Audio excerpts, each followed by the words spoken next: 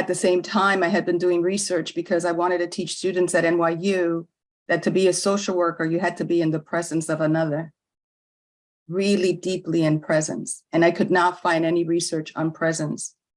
And researching, I found focusing. And I said, oh my God, I told my husband, I just found this little book on focusing, and it relates to my research on presence. And he's like, oh, I just met someone that works with focusing. And he also had a colleague that was a focuser. I think he referred you to him, right? David Rome. David Rome. Oh my God, he was amazing. David Rome could talk about focusing forever, and his presence, I learned everything about focusing. And then I took my first focusing intro, but I wasn't ready to take any focusing training till maybe 10 years later, Melinda. With Charlotte. Mm-hmm.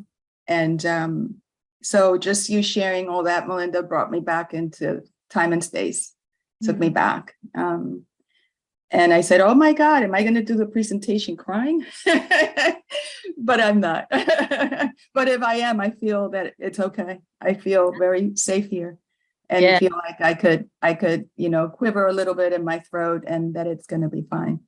And Dorothy, thank you so much for your share. It's just been a joy just sharing everything with you. And the truth is that everyone I meet here, I always feel like deja vu, like I've met everyone before. Like, wait a minute, did this happen? Even doing this presentation, I said, did I do this one with them? But I did this one before with another group. But I said, no, I did kindness last time. And so there's all this sense of deja vu, like I've been here before, or I've met this person before. And so, when I was preparing for this presentation, I wanted to channel Isabel, but because, I was in her last presentation, and my protocols are all on PowerPoint because that's how we are presented, the protocols that I do. And so I said, I can only do it as I do it, as much as I want to channel Isabel. I can only be myself. So I am going to share the PowerPoints real quick.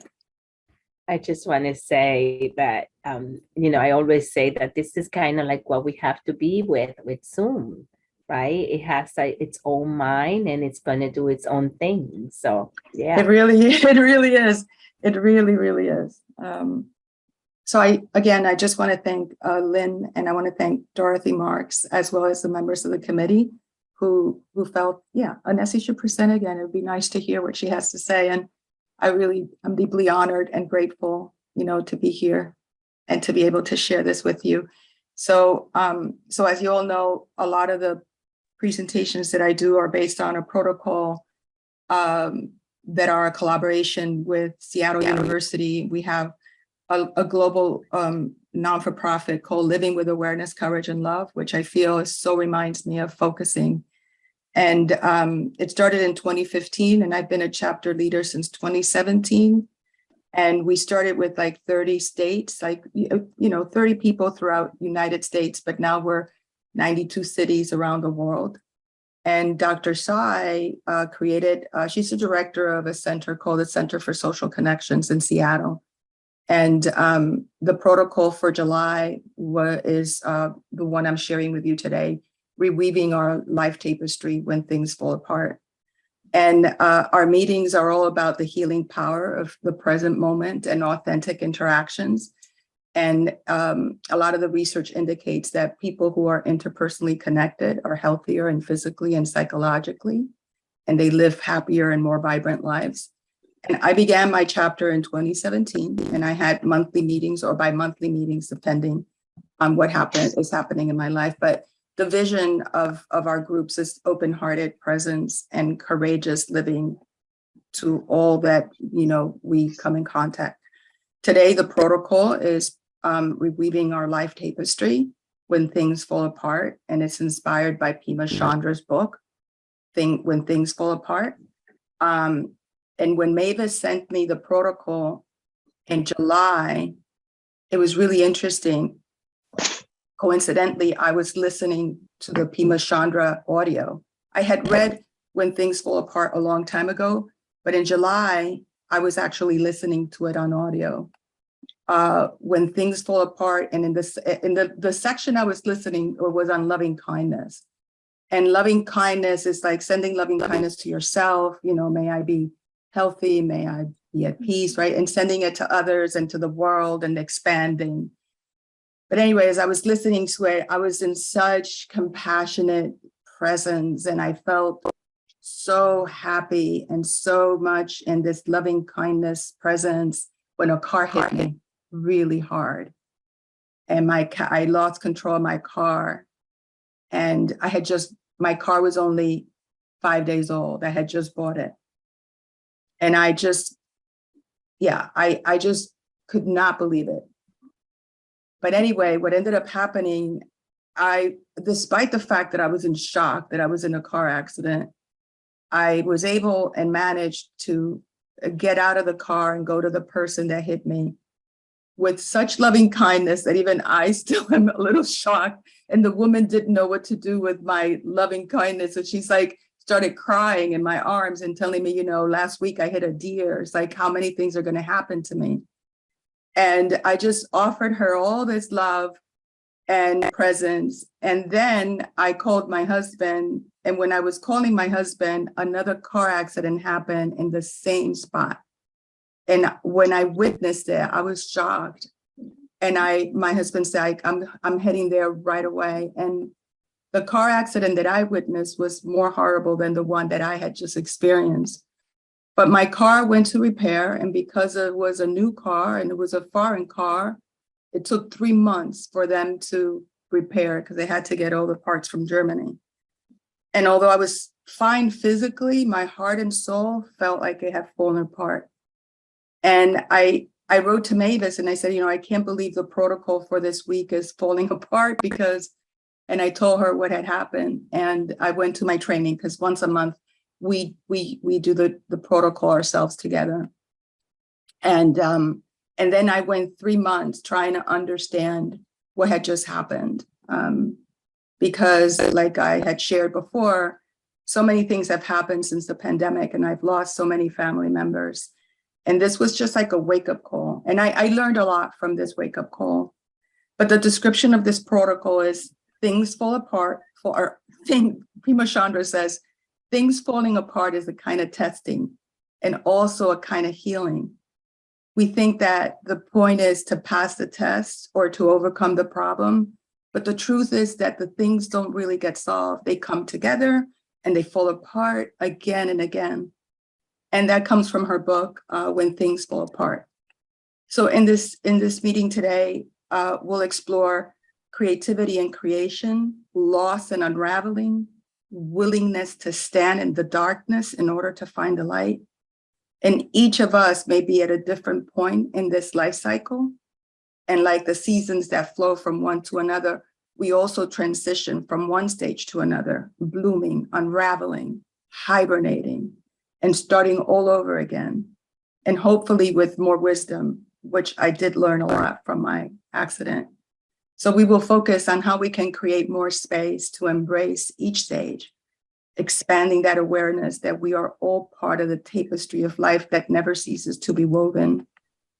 And I'll pause for a little bit and just hope that, this is an invitation to just introduce yourself or share anything you want to share about yourself. It could be just your name or just a word that represents where you're at today. And then I'll continue and I'm going to stop the PowerPoint just so that we could introduce each other. And the protocol is going to go, I'm going to introduce myself after you introduce yourselves. And then I'll share a little bit about how we're going to do it, which is there's a Native American myth that is like a meditation, really. And then a very tiny, brief meditation, and then some contemplation about the myth, and then some questions that we could, review as reflection. We could either focus on those questions in our breakout room, or we could focus on anything we want. But I would really like to just hear from you. Yes. Hi, I'm Rondi, and I haven't been able to come for quite a while. And I don't know, this morning I thought I'm going to join and had the time and space. And I just had a car accident. And it's the first one I've ever had. And it was so, it's just wonderful to be here and, you know, focus on transition and wisdom, you know? Yes, Thank you. thank you. And I'm so sorry. I know well, and so, Yeah. I feel for you. I know that Well, no one feeling. was hurt. So that was Yeah. a good thing. Thank you. Yeah. I'll go. I'm Helene Brenner, and so nice to meet you. He's You too, Helene. so nice and so good to be here. And I've read Pima's book, and I was very drawn to come. I feel like I'm going through a bit of unraveling in that I'm a pretty driven, ambitious person, and I've been working with my husband, Larry, on a book about emotions.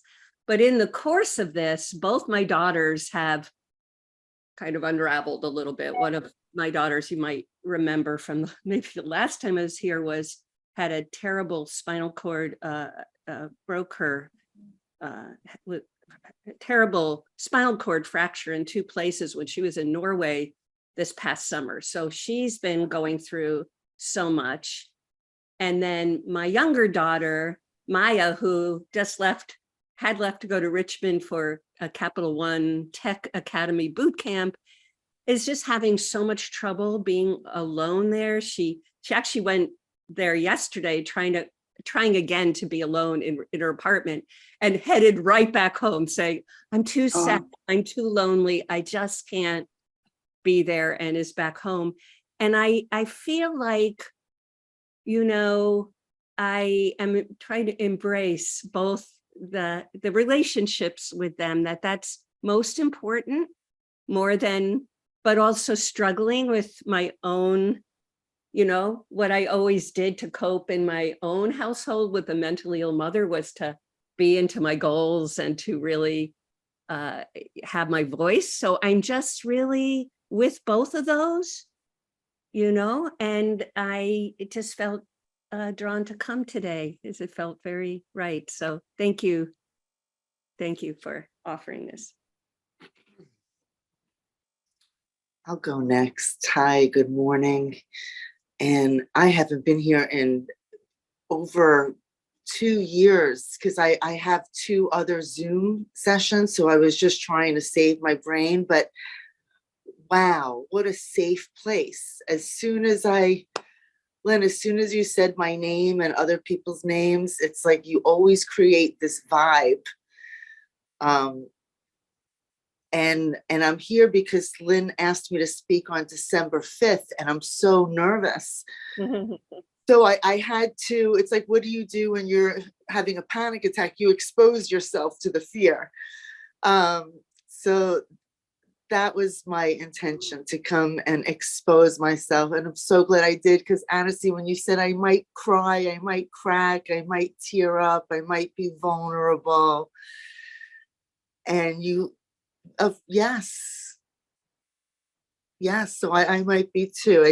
I feel so much better. You just gave me a gift in how you shared yourself.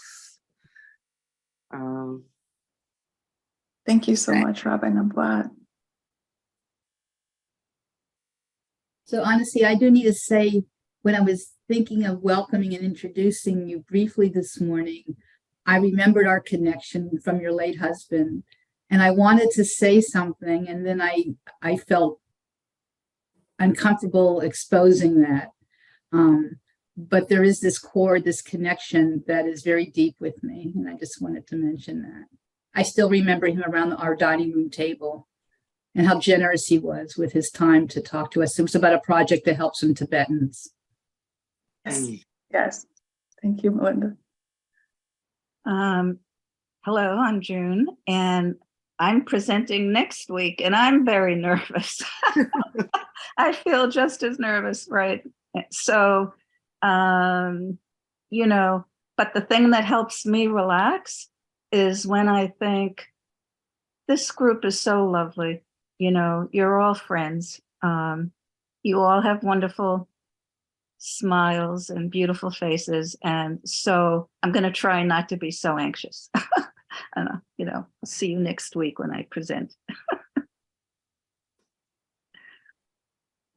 I want to say that this meeting is so synchronistic for me because my brother is very sick and I think he's close to death, and I Oh, am feeling very sad about it and spoke to him yesterday. And I just feel all of your energy with me, sending him good energy in his transition, and just holding that with a sense of sacredness as well as the sadness of losing him.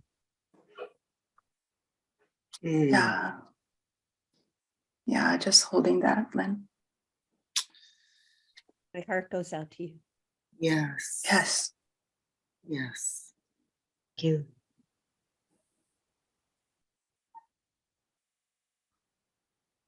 I yeah, I'm familiar. I love Pima Chodron, and she's helped me along so much when I read her books, especially when I've gone through difficult times. I guess it was a year and a half ago, I lost my brother, and then 6 months later, my husband passed away. And there's nothing more that I can say, but as it was an earth-shaking time in my life. And I guess in the last few months, I finally have been coming back to myself and feeling more grounded, and feeling like I can wake up in the morning and feel the sun is the only way I can say it. So yeah, when things fall apart and finding your way through darkness, I think is a wonderful subject. Mhm. Mm. Mhm. So I'm glad to hear more today. Thanks. Thank you, Lenore, for sharing that. And I'm sorry for your loss. Thank you. Yeah. So Lynn, I know that we break out at 9? Yes, or Yeah, so I want to 9 be thoughtful. after 9. Okay, But we want to come back by 9:30. So okay. Okay, good. So if anyone else wants to share, and if not, I'll go into the presentation. I can say something quickly, Annecy, if that's okay. Yes. What a blessing to be with you, and you know, I'm so moved because it feels like what's present here in the room right now are all of the kind of values of what you're going to be bringing in and speak more on, right? There's this quality of the giving space, and each person who's spoken seems to be kind of implicitly modeling, you know, the very values that you're bringing forth. And Yeah. right, yeah, Yeah. very beautiful to be here. Thank you, Stuart. Yeah. Stuart and I go way back.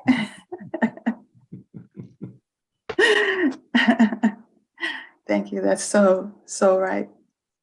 Okay, so I just want to share a little bit about myself and my family. So real quickly, so this is my daughter and I. She's a social worker, and I'm a grandma. So this is my grandson, and this is my husband, and these are my two little healers, Suki and Duke, my two little loves. And I live in upstate New York, and I do a lot of contemplative photography. So that's part of that. I am a clinical social worker for the past 30 plus years. And this year I am a fellow for the internal family systems. And internal family system also reminds me of focusing particularly the first 6 steps of IFS, which I can always share with you one day. But, and I'm also an artist and a creative arts educator at Touro College. And I do a lot of painting, drawings, but mostly I do a lot of collage and digital collages. And my research at the university also focus on the creative arts, on art-based research, which I feel very fortunate to be in a university system that allows my artistic love to be part of my research. And these are some of my collages. God. And these, and I'm also a writer. I write fiction and I write poetry. And my book, My Daughter's Eyes, Another Story, is probably the 5th book written in the United States by a Dominican American. So I was very proud of that. And I continue to write stories. And I could always share that with my link tree. That's my recent story, Resurrection and Dominican Cake. Sometimes people invite me to write stories. So I'll give them, they'll tell me, oh, we're looking for this, and then I'll write it. Or I have a story already written and I'll edit it for them. And these are other stories in some of my collages. Sometimes I do mixed media collage with, and they actually focus on my dad. That's a little face of my dad, but so that's me. And then I'm a professor at Touro College, where I teach clinical practice to graduate students in social work. And also a lot of my research, this is me presenting the first art-based research at the university on collage. And I could always share any of this with anybody if you're interested in knowing more. And that's me in a nutshell. But you could ask me questions later. So the meditation and the protocol today is on a Native American myth. And then there's a tiny brief meditation for us to reflect and come back into the group. So I'm going to start with this Native American myth about reweaving of a life tapestry when things fall apart, and then I'll move into the brief meditation. So the Native American myth goes like this. Somewhere nearby, there's a cave. Inside, there's an old woman sitting and weaving the most beautiful garment that anyone has ever seen. She's been weaving it for a long, long time and has reached the point where she's down to the hem. She wants it to be so beautiful that she's weaving it out of porcupine quills. In order to make these quills usable, she had to bite them down and flatten them. And she's been biting down on quills so long that she's worn her teeth down to nothing but nubs. And she keeps biting on the quills and weaving them into an elegant garment. Every once in a while, she has to stop her weaving and go back to the cave where there's a fire burning. Hanging over the fire, there's a cauldron. In this cauldron, there are all the seeds of all the plants, of all the trees, of all the flowers, and all the grains of the world in a stew. If she doesn't stir the stew, then the seeds of all the things that grow on the earth would be burnt. So she goes to the back of the cave in order to stir the stew of the seeds. And as she does that, a dog wandering by goes over to where she's laid the beautiful woven garment on the floor. And he sees a loose thread. This dog pulls on the thread, pulling until the garment has become unraveled and lays in a chaotic mess on the floor of the cave. The old woman comes back and sees the chaos that has become from all her efforts at weaving. She stands still for a moment and lets herself wail in anguish. When the sobs that have racked her body slowly subside, then she sits down and she sees a loose thread. And as soon as she picks it up, she has a vision of an even more beautiful garment than the one she's been weaving for so long, and begins weaving again with the thread of the beautiful vision of the new garment. That's the story Native American elders tell when tragedy and dark times have fallen upon us. When things have unraveled, we each have to find the thread and pick it up like the old woman did and figure out how to weave that back into making another world, a world that is more beautiful, more vital, more imaginative than the previous world. This story has in it the 3 great movements of the world: creativity and creation, represented by the seeds in the cauldron that sustained life; destruction, loss, and unraveling, the opposites of creation, represented by the dog; and 3, being willing to stand in the darkness in order to find the light. represented by the old woman, grieving and then picking up a new thread. I invite you now to turn your attention to how these three movements have played out in your own life. You don't have to follow exactly what I say. Just greet with tenderness whatever comes up for you as you listen to my words. Allow yourself to be aware of the rhythm of your breathing, your inhale and exhale. As you breathe, focus on something that feels potent in your life right now, and notice where you are in terms of the cycle of creativity and creation, of loss and unraveling, or finding the thread of light in the darkness. If you're in the stage of creativity and creation, what do you need in order to nurture and sustain your vibrance? If you are mainly feeling loss and unraveling, can you allow yourself to have all of your feelings, whatever they may be, such as anguish and grief and anger, confusion, devastation, or whatever else you may be feeling? If you are starting to find your thread again, see if you can create space for the wisdom of that new thread, whichever stage speaks to you. The most at this moment.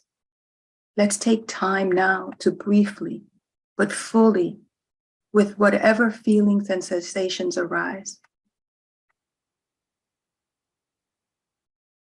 Now gently bring your attention back to your breath, and very gradually, as you feel ready, come back to your space.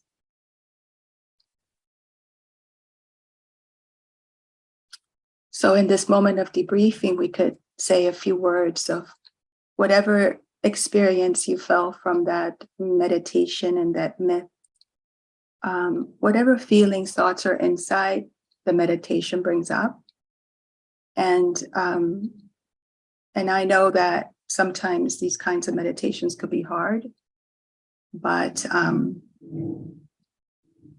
so it's okay if you were distracted or whatever, but whatever comes up for you. And then I have some reflection question to contemplate upon. I'm sorry, I was talking and of course I was muted. Isabel, I thought you were talking to somebody and that somebody No. called you. You had an emergency. I was talking and of course Yes, I I was saw muted. you talking. Yeah. Yes. So first of all, deep bows of gratitude and appreciation for bringing this forward. And the second thing is, if you can please give the oral citation and acknowledgement of the First Nation who this story belongs to. And then the third thing that came up for me is when you first asked us kind of like what brought us here today. I got this email for this today at 3:15 in the morning, and I was wide awake. And I was like, oh my God, something is happening with Lynn. Look, she's awake and sending emails.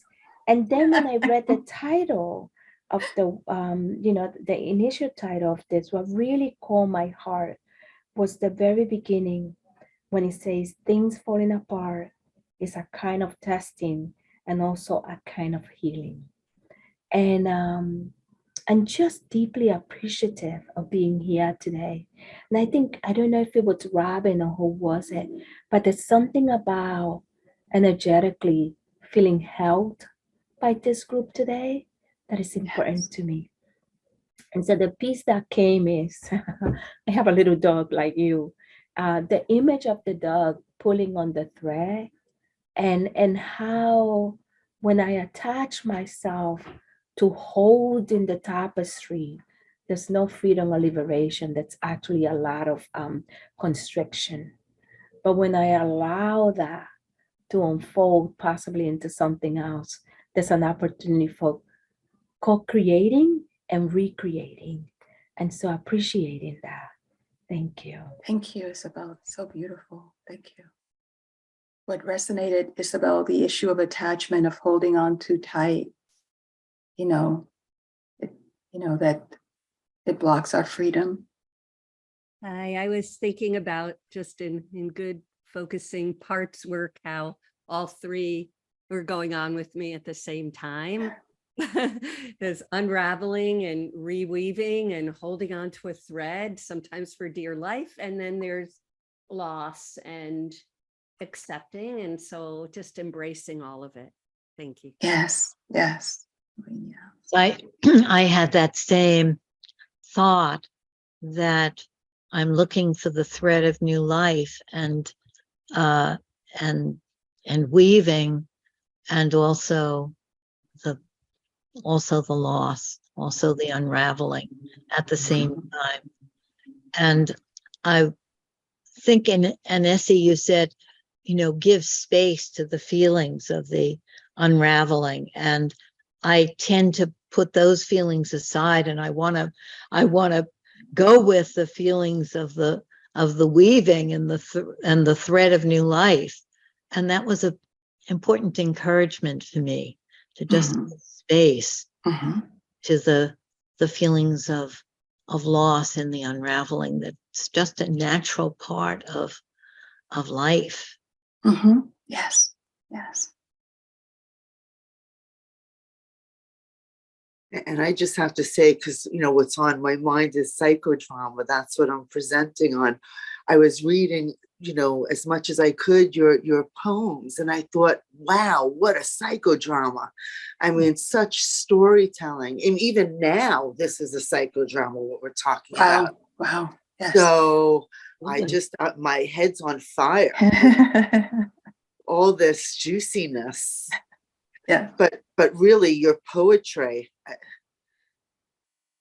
it's quite vivid. That's a whole session just on one of your poems. Well, it's you mean the Native American myth? No, yes, but there were like 3 poems, your poems that you wrote. I wish we could go back. I can't. Oh, okay. Yeah. So it's the description. And Yes. there's Pima Chandra, Robin. It belongs to Pima. Yeah. Yeah. Robin, it's so amazing that you say that. I have a collection just from that book of quotes. And then I make them into like little art cards for friends, because they're so powerful.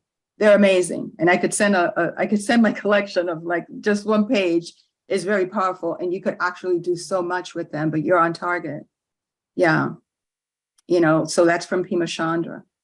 But thank you, Robin, it's true. And just the whole of Pima and the Native American, and putting those two together is a very kind of powerful poetic experience. Just that. So thank you, Robin. Okay, so I'm going to share the questions, and I'm going to put them on chat for you. But I also have them here, so I'm going to share them with you in case you want to have them. And then I'm going to post them on.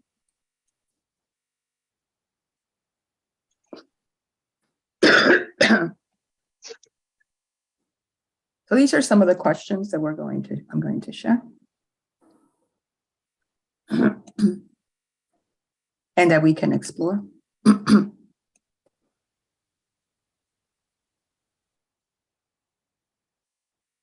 So usually we take like some time to, so what did this Native American folktale bring up for you that feels vulnerable to share? And you don't have to answer all of them. Usually we journal for a while on each question. Describe a period of creativity and creation for you. And what loss or unraveling feels alive for you? What truth about this loss or unraveling brings up the most emotion for you? And if you are at the stage of being ready to pick up a new thread, what is calling to you, and what wisdom are you moving forward? So it could be that you're at creativity and creation, and you could describe what that period looks for you. It could be that you're at the loss of unraveling, at loss and unraveling, and what's alive for you, and what truth about loss or unraveling brings up the most emotion for you. Or it could be that if you're at the stage of being ready to pick up a new thread, what is it calling to you, and what wisdom are you moving forward? And I remember when I had the accident, I was unraveling, and what that felt for me. But since I had been hearing the Pema Chandra book, and I was in this loving kindness place, I had to do a lot of loving kindness and compassion towards myself, because I was blaming myself. Why did I go out that day? Why did I turn right? I always go straight. And what truth about the loss and unraveling brought up the most emotion for me? I learned that the accident for me was a wake-up call, to wake up to something in my life. And I did a lot of slow walking meditation, and just I did a lot of going inside. So, I just want you to explore whichever. It doesn't have to be all of them, because you'd be at different stages. I just said thank you for this beautiful meeting. Oh, thank you, Lynn. Thank you for holding space with your spirit for you and Melinda, because, that question of what do you need? And I felt that you opened space for me to be okay with my vulnerability and to share it. And I think it was an important meeting for that. This is our opportunity to go from the small group back to the large group. And often we're sort of changed by the experience of being in the smaller group, and then the sharing sort of comes from a different place.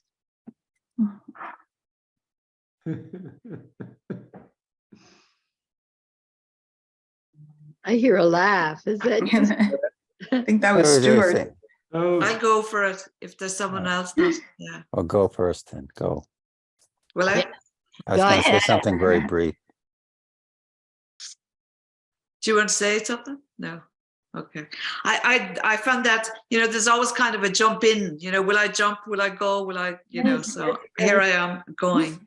And I think that in a way it's like the small group, and that certainly came across with the Steph and Isabel. We were in the kind of finding voice in a new kind of mindset, and certainly these Monday groups, the Monday group for me is like knowing that their values, I think you mentioned that, Stuart, that the values are certainly something that I want to bring forward and integrate into part of my identity, And I also want to kind of identify as sort of a conscious reality creator, so that it's not traditional, it's not, and my ears prick up, when I hear things from the old tradition, that I'm being tested or something like that, it's like, old story. If I'm here, it's now and it's me, so it's a co-creation from a conscious reality perspective, and understanding that I find that very difficult to admit or say, actually, this is who I've become, after 20 years. It's like that I'm taking responsibility for this, and not up to now, not being able to find words with what I mean by that. So it's certainly so that's it. Bringing that forward from the old group, or from the small group into this big group, and then maybe the world. It's like, so it's delighted for that opportunity. Thank you. And just want to say, Lynn, about your brother, really just hearing some of that, and the car crash, Annecy in Gendlin, Eugene Jean, on his way to Ireland, he was in a car crash and he never made it. There was a group of us gathered, and it was the weekend the Princess Diana was killed in the car crash. So the field was pretty chaotic. We're all pretty jittery, and so we'd never got to see Jean Gendlin. So wow. Yeah. So thank you. Thank you, Pauline. Stuart, you wanted to say something brief, you said? Yeah, I could say something. I was in a group with Bob and Vivian. Boy, we had a wonderful group. And, you know, the story was so potent for me that you told, Annecy. And, you know, that metaphor of the web and the weaver. And, you know, what I've been thinking a lot about lately, that as a, you know, white male Western person who grew up in a nuclear family, right? My capacity to, you know, kind of trust and kind of almost like, you know, the reflex is to look at the self in the limited egoic self for solutions when things are challenging, right? And so what I need to re-experience seemingly time and time again, as Vivian reminded me, is that the web is always already present, right?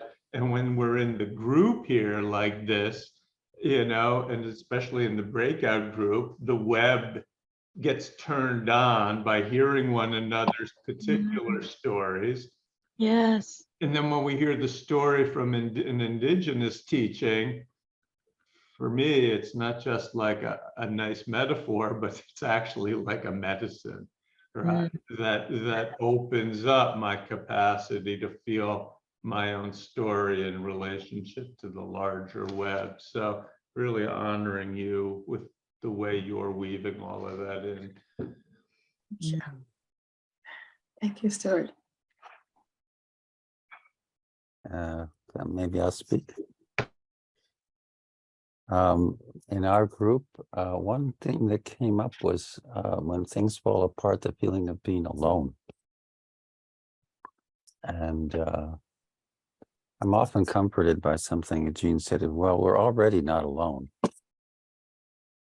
which is sort of speaking to what Stuart is saying, that we are always connected to a web, whether we recognize that we are, but not alone. And at the same time, I'm finding that,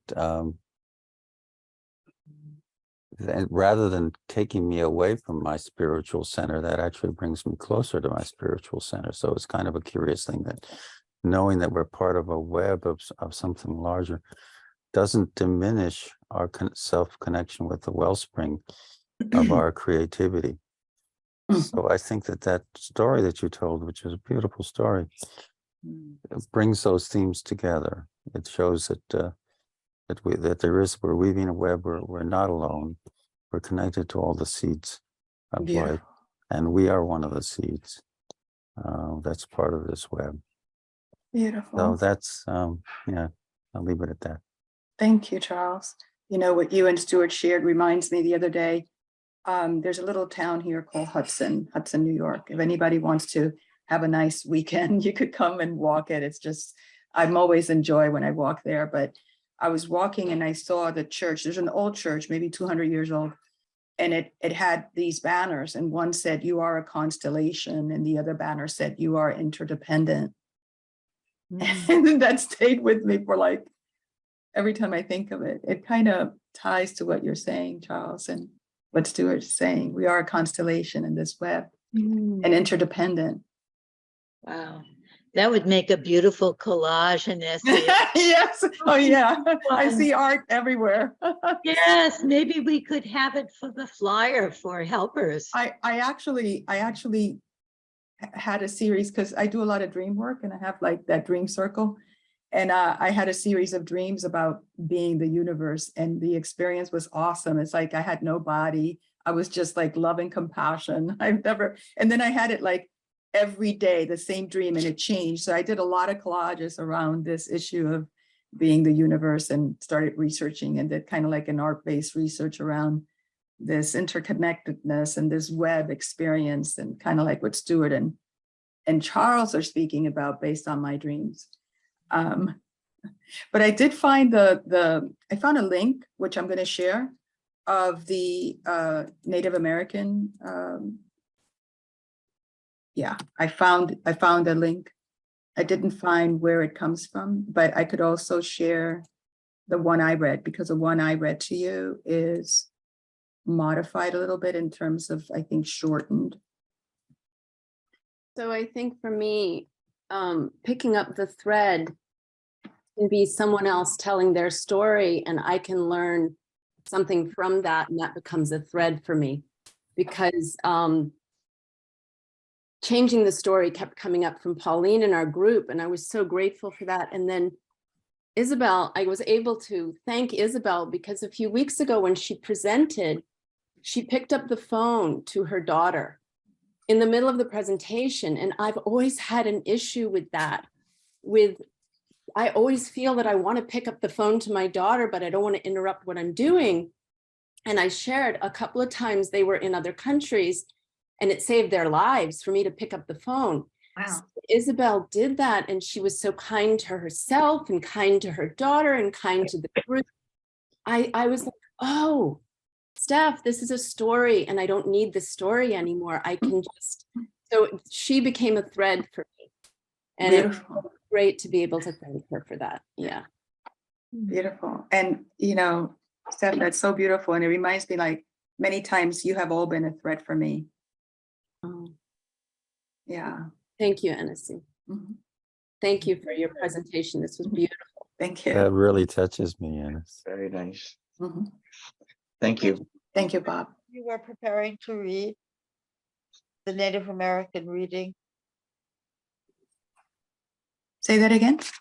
Could you read the Native American reading that you were preparing? Oh, the one that I read, Ayana?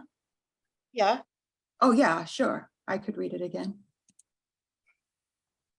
Somewhere nearby, there's a cave. Inside, there's an old woman sitting and weaving the most beautiful garment that anyone has ever seen. She's been weaving it for a long time and has reached the point where she's down to the hem. She wants it to be so beautiful that she's weaving it out of porcupine quills. In order to make those quills usable, she had to bite down on them and flatten them. And she's been biting down on quills so long that she's worn her teeth down to nothing but nubs. And she still keeps biting on the quills and weaving them into the elegant garment. Every once in a while, she has to stop her weaving and go back to the cave where there's a fire burning. Hanging over the fire, there's a cauldron.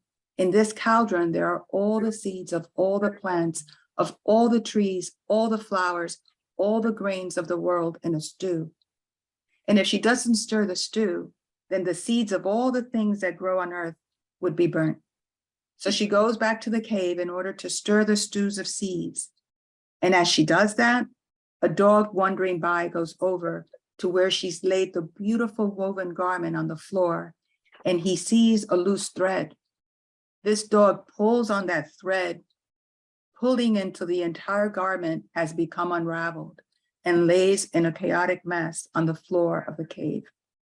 The old woman comes back and sees the chaos that has come from all the efforts at weaving. She stands still for a moment and lets herself wail in anguish. When the sobs that have racked her body slowly subside, then she sits down and she sees a loose thread.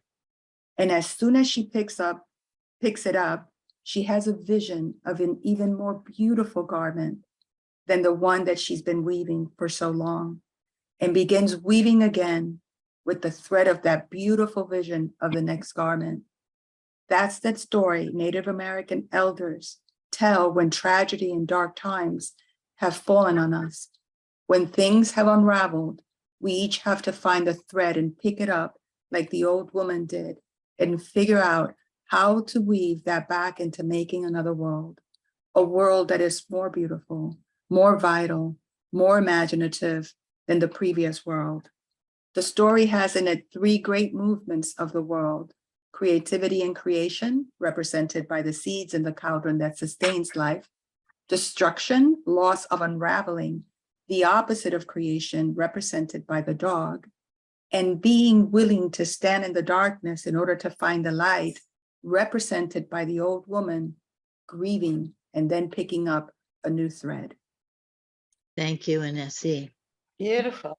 Beautiful. Yes, thank you.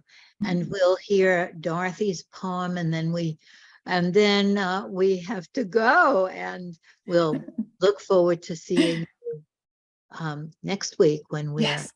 having June's presentation. Go and weave Yes. threads. Go forth and weave threads. Yes, go forth and weave threads. Yes.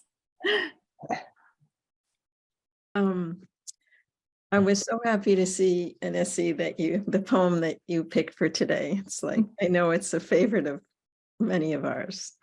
The Guest House by Rumi. This being human is a guest house. Every morning, a new arrival, a joy, a depression, a meanness. Some momentary awareness comes as an unexpected visitor.